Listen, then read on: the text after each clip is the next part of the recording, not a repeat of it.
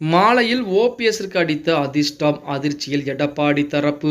நண்பர்களே, நம்ம போடக்கூடிய வீடியோக்கள் உங்களுக்கு பிடிச்சிருந்துச்சு அப்படின்னா ஒரு லைக் பண்ணி நம்ம சேனலுக்கு வரக்கூடிய புதிய பார்வையாளராக இருந்தீங்க அப்படின்னா மறக்காம சப்ஸ்கிரைப் பண்ணிட்டு அப்புறம் வீடியோ பாருங்க. தமிழக அரசியலை பொறுத்தவரைக்கும் மிகப்பெரிய ஒரு தலைவராக ஒரு காலத்திலே இருந்தவர் தான் நமது அண்ணன் ஓபிஎஸ் அவர்கள். இப்படிப்பட்ட ஓபிஎஸ் தற்போது எந்த விதமான ஆதரவுகளும் இல்லாமல் தனிமரமாக நின்று கொண்டிருக்கிறார். அப்படி தனிமரமாக நின்று கொண்டிருந்தாலுமே அவருக்கு ரகசியமான ஆதரவுகள், அதாவது வெளியிலே தெரியாத அளவுக்கு ஆதரவுகள் என்பது நிறையவே இருந்து கொண்டிருக்கிறது.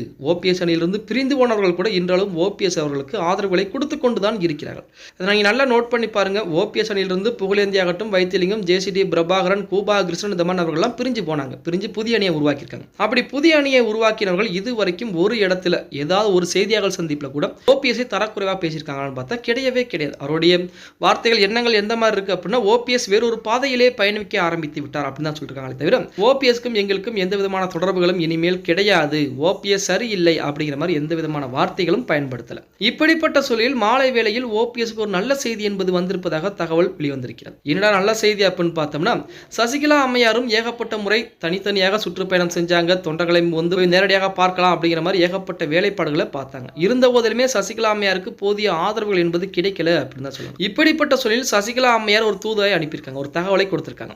ஓபிஎஸ் அவர்களும் நானும் இணைந்து செயல்பட்டால் மட்டும்தான் அதிமுகவை ஒன்றிணைக்க முடியும், அதற்குரிய வேலைப்பாடுகளை பாருங்கள் அப்படின்னு சொல்லி சசிகலாவுடைய தம்பி சுதாகர் அவர்கள் மூலமாக ஒரு தகவலானது ஓபிஎஸ் இருக்கக்கூடிய முக்கியமான தலைவர்கள் மத்தியிலே சொல்லப்பட்டிருக்கிறது. இனி வரக்கூடிய காலங்களில் ஓபிஎஸும் சசிகலாவும் இணைந்து அடுத்த கட்ட வேலைப்பாடுகளை பார்க்க போவதாகத்தான் சொல்றாங்க. எப்படி அப்படின்னா, இப்ப தென் மாவட்டங்களிலே முதலில் சுற்றுப்பயணம், அதுக்கு அடுத்தபடியாக தமிழகம் முழுவதும் 2 நபர்களும் சேர்ந்து சுற்றுப்பயணம் செய்யக்கூடிய வேலையிலும் இறங்க போவதாக தகவல் வெளியாகியிருக்கிறது. இப்ப ஓபிஎஸ் அவர்களை பொறுத்த வரைக்கும் சசிகலா அம்மையுடன் இணைவது மிகப்பெரிய ஒரு அதிர்ஷ்டமாகத்தான் பார்க்கப்படுகிறது. ஏன்னா ரொம்ப நாட்களாக சசிகலா அம்மையுடன் பேச்சுவார்த்தை நடத்த வேண்டும் அப்படிங்கிற மாதிரிலாம் நினைத்துக் கொண்டிருந்தார் ஓபிஎஸ். ஆனால் கடைசி வரைக்கும் அதற்கு வாய்ப்புகள் என்பது கிடைக்காமல் தான் போயிருந்தது. இப்படிப்பட்ட ஒரு சூழலில் ஓபிஎஸ் அவர்களுக்கு அடித்த அதிர்ஷ்டத்தை போல தற்போது சசிகலா அம்மையார் ஓபிஎஸ் உடன் இணைய போறாங்க அப்படிங்கிற மாதிரி தகவல் வெளியாகிக்கும். அதுவும் மிக விரைவாகவே இணைந்து 2025 டிசம்பர் மாதத்திற்குள் அதிமுகவை ஒன்றிணைக்கக்கூடிய அனைத்து வேலைப்பாடுகளும் இறங்க போறாங்க. அதிலுமே கூடுதலாக பார்த்தீங்கன்னா ஓபிஎஸ் சசிகலா இந்த 2 நபர்களும் சேர்ந்து எடப்பாடி பழனிசாமியுடன் கூடிய ஒரு அதிமுகவை தான் உருவாக்க ஆசைப்படுகிறார்கள் அப்படிங்கிற மாதிரி தகவலும் வெளியாகி கொண்டிருக்கிறது.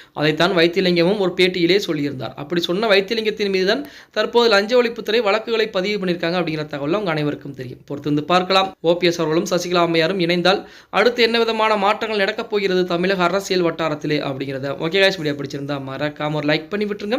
அப்படி இந்த வீடியோ ஃப்ரெண்ட்ஸ் அண்ட் ஃபேமிலிக்கும் ஒரு ஷேர் பண்ண மறந்துடாதீங்க.